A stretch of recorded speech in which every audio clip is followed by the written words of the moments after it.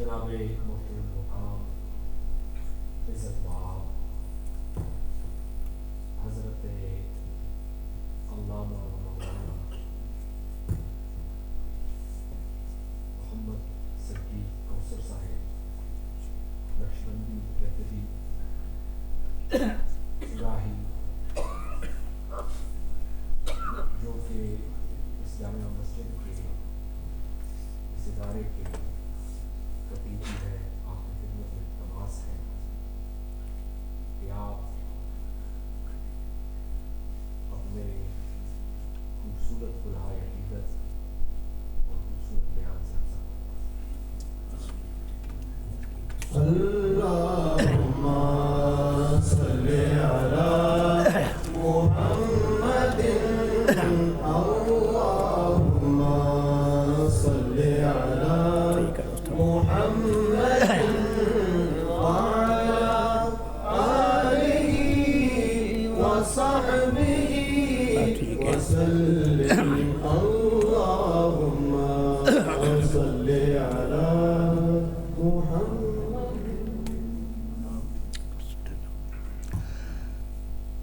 الحمدللہ الحمدللہ الذی زین النبیین بحبیبہ المصطفیٰ ومن علی المؤمنین بنبیہ المجتبیٰ۔ الصلاة والسلام علیک یا سیدی یا رسول اللہ وعلی آلک واصحابک یا سیدی یا حبیب اللہ۔ اما بعد، قال اللہ تعالی فی القرآن المجید: اعوذ باللہ من الشیطان الرجیم، بسم اللہ الرحمن الرحیم۔ الیوم اکملت لکم دینکم واتممت علیکم نعمتی وردیت بالاسلام دینا۔ صدق اللہ العظیم وبلغنا رسولہ النبی الکریم۔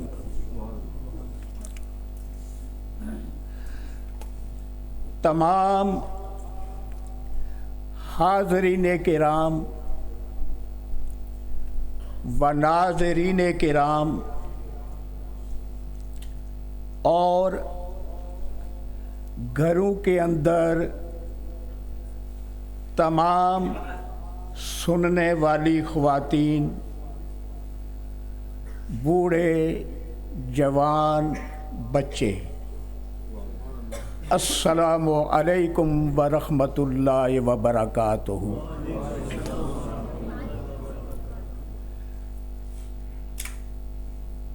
آج کی یہ 12ویں محفل میلاد النبی صلی اللہ علیہ وآلہ وسلم،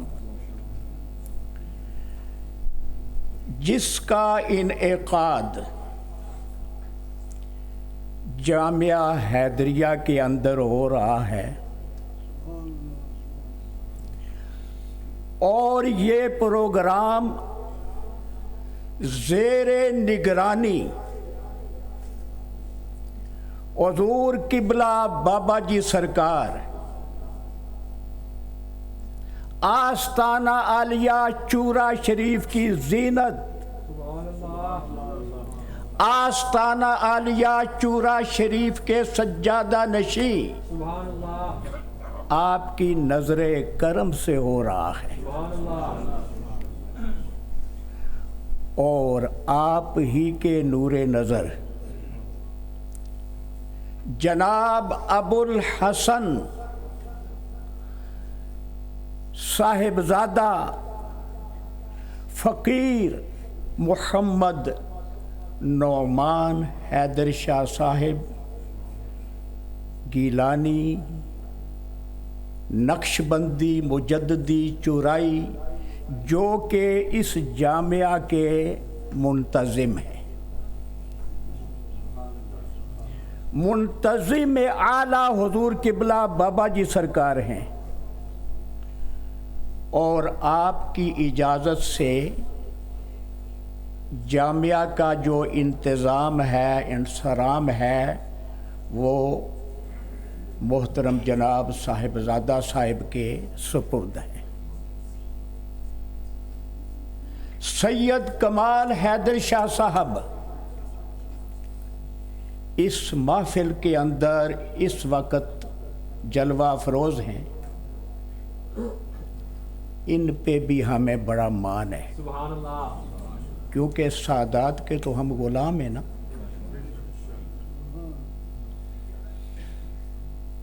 حضرت علامہ مولانا فہیم سجاد صاحب اس وقت تک جلوہ فروز ہوئے ہیں، ویلکم، سب کو میں مرحبا اہلاً و سہلاً کہتا ہوں۔ اور ہمارے ماشاءاللہ ایک ثنا خواں، مجھے نام نہیں آ رہا جی، محمد عمر صدیقی، ماشاءاللہ ویلکم، شکریہ، اہلاً و سہلاً، مرحبا۔ اور خلیفہ مجاز آستانہ علیہ چورا شریف جناب صوفی محمد رفیق صاحب نقشبندی مجدی، وہ میری دائیں طرف جلوہ فروز ہیں۔ ایک کرسی میں نے سنبھالی ہوئی تھی، دوسری پہ وہ بیٹھے ہوئے ہیں۔ اور جناب صوفی محمد رمضان صاحب، یہ بھی آستانہ علیہ چورا شریف کے خلفاء میں سے ہیں، لیکن ہم سب معذورین کی صف میں شامل ہو چکے ہیں۔ بالخصوص جتنی تکلیف اس خاکسار کو ہے، میرے خیال میں اگر کسی اور کو ہوتی تو وہ گھر میں لیٹا ہوا ہوتا۔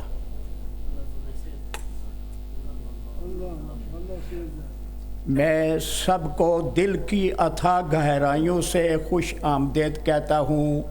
اس اجتماع کے اندر جتنے بھی ہمارے بزرگ ہیں، جتنے بھی ہمارے بھائی ہیں، ہمارے عزیز ہیں، ہمارے ساتھی ہیں، اللہ تعالیٰ سب کو جزائے خیر عطا فرمائے۔ چونکہ یہ خاکسار اس جامعہ کا خطیب ہے تو میزبان ہوں نا،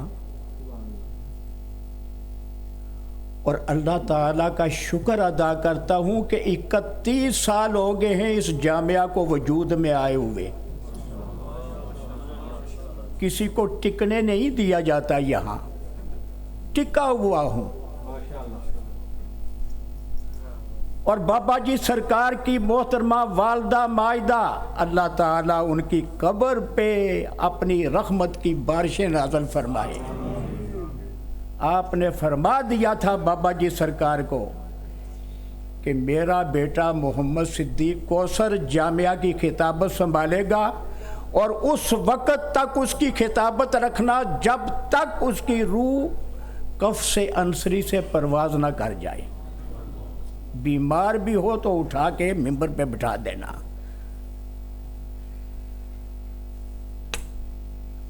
یہ خصوصی کرم ہے، خصوصی نگاہ ہے۔ چونکہ میرا آج اپنا سٹیج ہے تو 2-4 مزے کی باتیں ہو جائیں گی۔ آج کا عنوان ہے حجۃ الوداع۔ حجۃ الوداع جو کہ سن 10 ہجری معرض وجود میں آیا۔ ہمارے پیارے رسول جناب محمد مصطفیٰ صلی اللہ علیہ وآلہ وسلم، چونکہ وقت زیادہ نہیں ہے اس لیے میں پیچھے نہیں جا رہا، سرسری مدینہ المنورہ سے مکہ المکرمہ روانہ ہوتے ہیں۔ 1 कम व बेश 24,000 का इज्तिमा है, थोड़े भी नहीं। मक्कातुल मुकर्रमा से आप यौम तरवीहा 8 ज़िलहज को तवाफ करने के बाद इहराम के साथ मिना में पहुंचते हैं और मक्कातुल मुकर्रमा से किस वक्त रवाना होते हैं? 8 ज़िलहज को जब सूरज की शुआएं निकल आई हैं, और यही सुन्नत है। अब तो इंतज़ामी उमूर के पेश नज़र ऐसा नहीं हो सकता, लेकिन सुन्नत ये है कि जब सूरज की किरणें निकले और पहाड़ के ऊपर नज़र आए तो 8 ज़िलहज को यौम तरवीहा मिना की तरफ रवाना हो जाओ। हुज़ूर नबी करीम रऊफ़ुर रहीम सल्लल्लाहु अलैहि वसल्लम 8 ज़िलहज को मिना से रवाना होते मिना में पहुंचते हैं, वहाँ ज़ोहर की नमाज अदा करते हैं, वहाँ असर की नमाज अदा करते हैं, वहाँ मगरिब की नमाज अदा करते हैं, वहाँ इशा की नमाज अदा करते हैं, और फिर 9 ज़िलहज शरीफ को जो यौम अरफा है फजर की नमाज अदा करते हैं। और जब धूप सामने नज़र आती है तो मिना से रवाना हो जाते हैं। मिना के अंदर 5 नमाजों का पढ़ना सुन्नत है। ज़ोहर, असर, मगरिब, इशा और 9 ज़िलहज अरफा के रोज़ फजर की नमाज। चूँकि हुज्जाज किराम अक्सर मुसाफिर होते हैं, इसलिए वो जो 4 रकतें होती है वो कसर करके 2 पढ़ते हैं। 9 ज़िलहज को मिना से रवाना होते हैं अरफात की तरफ, और वो मिना से रवाना होकर अरफात के अंदर माशाअल्लाह आपको भी खुशामदीद कहता हूँ। मौलाना कारी अब्दुल रऊफ़ साहब दामत बरकातुहुमुल आलिया, फ़ख्रुल कुरान जनाब मौलाना अल हाफिज़ अल कारी अमजद महमूद साहब, वो भी तशरीफ़ फरमा हुए। तो आप कारी गुलाम मुर्तज़ा साहब भी माशाअल्लाह सब का ममनून और मशकूर हूँ। ममनूर तो बेचारा बेबस था, चलो मशकूर हूँ। हुज़ूर नबी करीम सल्लल्लाहु अलैहि वसल्लम आज जहाँ मस्जिद नमरा है वहाँ पहुँचकर क़याम फरमाते हैं। और हुज्जाज को ये इल्म होना चाहिए कि आज जो आली शान मस्जिद नमरा बनी हुई है उसका जो अगला हिस्सा है वो अरफात से बाहर है, और जो नाला वहाँ बह रहा है बतने अरना वो भी अरफात में शामिल नहीं है। अब कुछ हुज्जाज गलती कर बैठते हैं, वो डेरा वहाँ बतने अरना नाला में लगा लेते हैं। अगर एक साथ के लिए 9 ज़िलहज को वो मैदान अरफात में नहीं आएंगे तो हज नहीं होगा। हमारे प्यारे रसूल सल्लल्लाहु अलैहि वसल्लम आज जहाँ मस्जिद नमरा है वहाँ क़याम फरमाते हैं और वहाँ से जबले रहमत की तरफ रवाना होते हैं। लोग पहाड़ी पे तो चढ़ जाते हैं और वहाँ जाकर दुआ भी करते हैं, वहाँ जाके माहौल का नज़ारा भी करते हैं, मगर उन्हें पता नहीं होता खुतबा किस जगह दिया गया था। दौड़ दौड़ के ऊपर जा रहे हैं, दौड़ दौड़ के ऊपर जा रहे हैं। अल्लाह के बंदो आओ तुम्हें बताएं کہ ہمارے پیارے رسول صلی اللہ علیہ وسلم نے جبل رحمت کے دامن میں خطبہ کہاں دیا تھا؟ وہاں آ کے دعا مانگو. لیکن دوڑ دوڑ کے اوپر جا رہے ہیں. میں بھی جاتا تھا اوپر، لیکن سب سے پہلے جہاں سرکار نے خطبہ دیا وہاں باقاعدہ جو ساتھی تھے ان کو ساتھ ملا کے دعا کرنے کے بعد پھر اوپر جا کے، تو اب تو میں نہیں نہ جا سکتا، بڑا مشکل ہو گیا ہے. جبل نور بھی گیا ہوں، جبل سور بھی گیا ہوں، اب جا کے دیکھو تو پتہ چلے. سرکار دو عالم علیہ الصلاۃ والسلام جبل رحمت کے دامن میں ناقہ پہ سوار ہوئے. عصا مبارک آپ کے ہاتھ میں ہے، خطبہ دیتے ہیں. تمام تعریفیں اللہ کے لیے ہیں جس سے ہم مدد طلب کرتے ہیں، جس کے ہم محتاج ہیں، جو ہمارا رب ہے، جو ہمارا معبود ہے، جس کے آگے ہم سر بسجود ہوتے ہیں، جو ہمیں نوازنے والا ہے اور ہر طرح کے شر سے ہم اللہ کی پناہ چاہتے ہیں. چاہے وہ نفس کی شرارتیں ہوں، چاہے اعمال کی خرابیاں ہوں، اے اللہ ہر طرح کے شر سے اور ہر طرح کی خرابیوں سے ہم تیری پناہ چاہتے ہیں. سرکار خطبہ ارشاد فرما رہے ہیں. 1,00,000 کم و بیش 24,000 غلام موجود ہیں. فرمایا غور سے سنو اور گواہ ہو جاؤ کہ محمد عربی صلی اللہ علیہ وآلہ وسلم آج حق ادا کر رہے ہیں. غور سے سنو. خوش آمدید. اور بھی جو ہمارے علماء کرام آ رہے ہیں، مولانا فاضل نوجوان محمد عرفان چشتی صاحب، مولانا محمد عمران عالم قادری صاحب، یہ ہمارے ماشاءاللہ چیئرمین ہیں میلاد کمیٹی کے. میں ساتھ ساتھ تعارف بھی کرا رہا ہوں، مجھے کو تھوڑا اس سے سانس مل جاتی ہے. تو مجھے کمیٹی کا سرپرست اعلیٰ بنایا گیا ہے، مگر میرے سرپرست یہاں موجود ہیں. میرے سرپرست ہیں یہ سارے.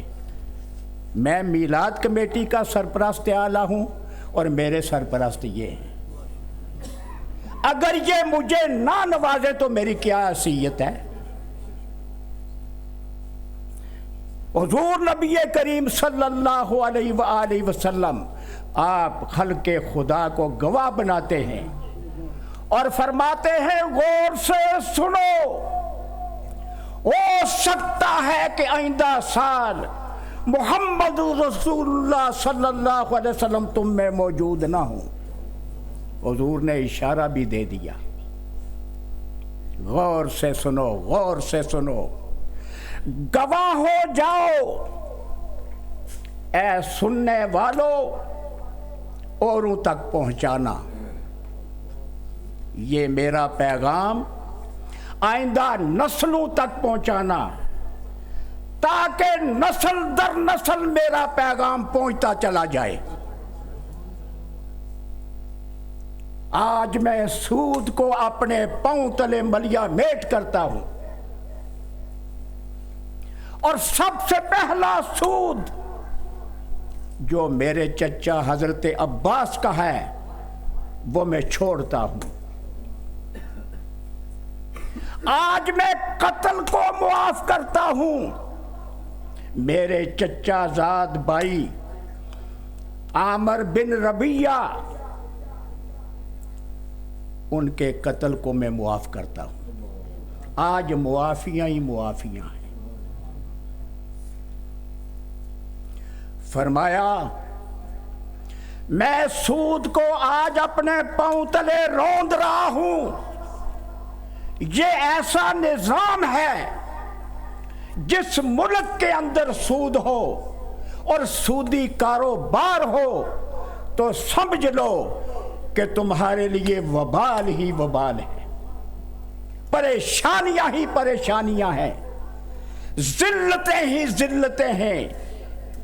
اس لیے کہ یمحق اللہ الربا ویربی الصدقات، سود مٹنے کے لیے آیا ہے، اور صدقہ ایک ایسی چیز ہے جس میں برکتیں ہی برکتیں ہیں. سود سے مال برباد ہوتا ہے، صدقے سے مال بڑھتا ہے، صدقے سے بلائیں ٹلتی ہیں. حضور نبی کریم صلی اللہ علیہ وسلم نے فرمایا آج میں جہالیت کی تمام تر رسوم کو اپنے پاؤں تلے کچل رہا ہوں. تمام جہالیت کی رسوم سرکار نے جبل رحمت کے دامن میں کثیر اجتماع میں ارشاد فرماتے ہوئے فرمایا تمام جہالیت کی رسوم کے میں کچل رہا ہوں. اے حضور کے نام لیوا، سرکار کی غلامی کا دم بھرنے والوں، ذرا غور کرو. وہ جہالت کی رسمیں جن کو سرکار نے اپنے پاؤں تلے رون دیا، آج کون سی غیر اسلامی رسمیں ہیں جو ہم میں موجود نہیں ہیں؟ کس منہ سے ہم میلاد مناتے ہیں؟ کس منہ سے ہم حضور کی صورت کے تذکرے کرتے ہیں؟ کس منہ سے ہم حضور کی سیرت کے تذکرے کرتے ہیں؟ مردوں کی بھی محفل ہوتی ہیں، خواتین کی بھی محفل ہوتی ہیں، مگر وہی بے ڈنگی چال جو پہلے تھی سو اب بھی ہے. شادی بیاہ کے موقعوں پر جو خرافات ہم پہ مسلط کی جا رہی ہیں، کس قدر بھنگڑے، کس قدر عجیب عجیب گاون اور بے حیائی کے مناظر. حضور نبی کریم صلی اللہ علیہ وسلم نے دلہن کی مثال دی تھی کہ نم کا نومت العروس. اے اللہ کے نیک بندے، اس طرح سو جا جس طرح بے فکر ہو کر دلہن سوتی ہے. وہ سوتی نہیں، وہ انتظار کرتی ہے. سوائے تیرے خامد کے اس پر کسی کی نگاہ نہیں پڑے گی. اگر دیکھے گا تو جس کے ساتھ تیرا نکاح ہوگا وہ دیکھے گا.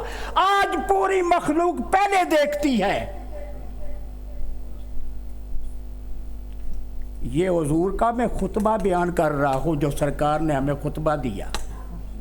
میں اپنی طرف سے نہیں کہہ رہا.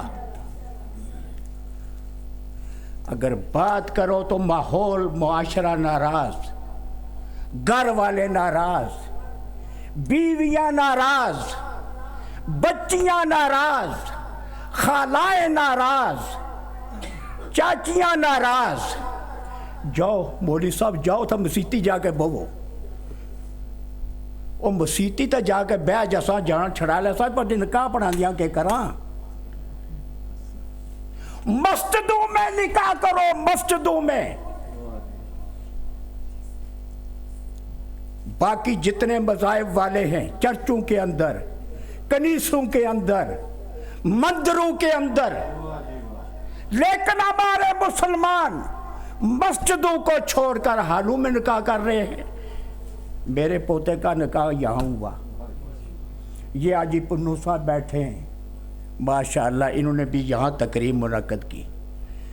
لیکن تف ہے آج کل جو صورتحال پیدا ہو رہی ہے, یہاں دلہن کو بٹھایا جا رہا ہے, یہاں دلہے کو بٹھایا جا رہا ہے, درمیان میں اس طرح. یہ پھر موٹا ہے, باریک کپڑا ہے, مولوی صاحب نکاح پڑھاؤ.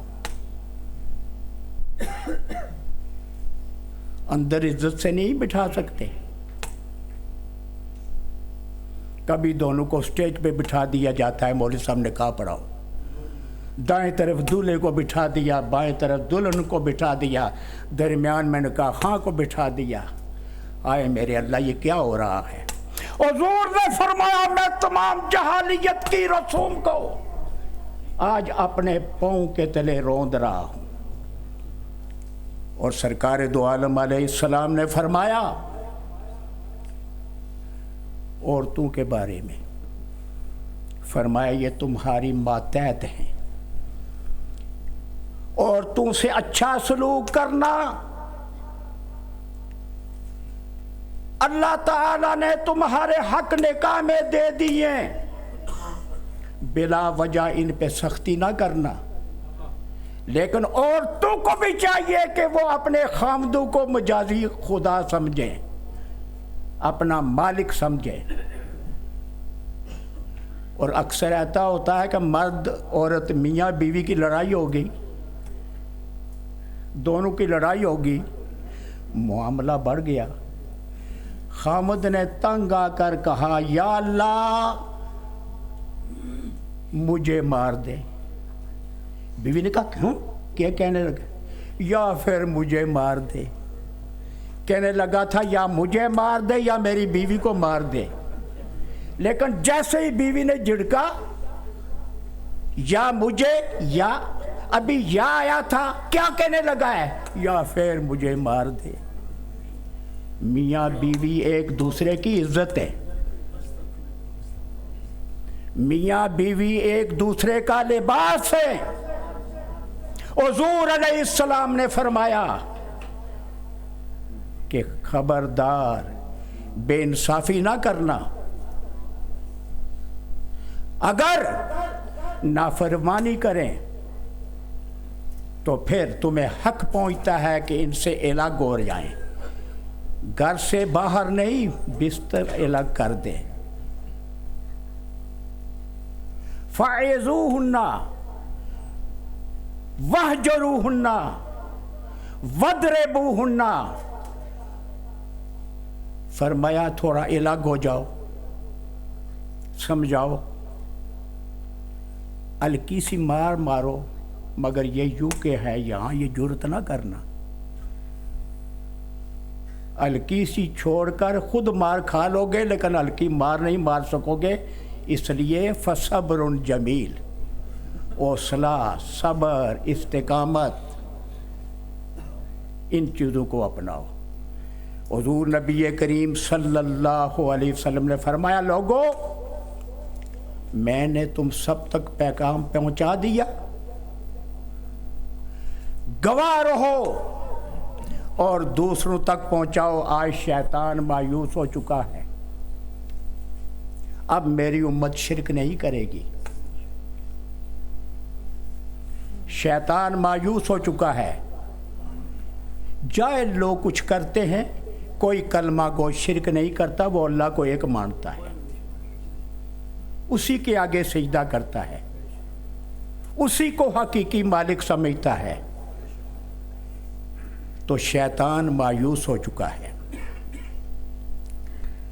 چونکہ وقت زیادہ ہو رہا ہے تو سرکار نے حجۃ الوداع کے موقع پر جب یہ تمام باتیں بتائیں تو فرمایا کیا تم گواہی دیتے ہو کہ میں نے اللہ کا پیغام تم تک پہنچا دیا؟ بیک آواز سب نے کہا یا رسول اللہ صلی اللہ علیہ وسلم آپ نے پہنچا دیا. فرمایا اے اللہ تو گواہ ہو جا, اے اللہ تو گواہ ہو جا, محمد الرسول اللہ صلی اللہ علیہ وسلم نے پیغام پہنچا دیا ہے. فوراً قرآن کریم کی آیت نازل ہوگی، الیوم اکملت لکم دینکم، آج میں نے تمہارے دین کی تکمیل کر دی ہے، وَأَتْمَمْتُ عَلَيْكُمْ نِعْمَتِي، اور اپنی نعمتیں میں نے تم پہ تمام کر دی ہیں، وَرَضِيتُ بِالْإِسْلَامِ دِينًا، اسلام کو تمہارے لیے دین پسند کیا ہے، اور اسلام کا مطلب یہ ہے کہ مصور دیکھنا تصویر میری یوں بنائی ہو، ادھر حکم الہی ہو ادھر گردن جھکائی ہو۔ تو یہ ہے حجۃ الوداع کا خطبہ، جس کو اختصار کے ساتھ اس خاکسار نے بیان کیا ہے، اور سرکار نے فرمایا تھا گواہ ہو جاؤ شاید آئندہ سال میں نہ ہوں، تو گواہ ہو جاؤ کہ شاید میں بھی آئندہ سال نہ ہوں۔ اللہ تعالی ہمیں توفیق عطا فرمائے۔ وما علینا الا البلاغ۔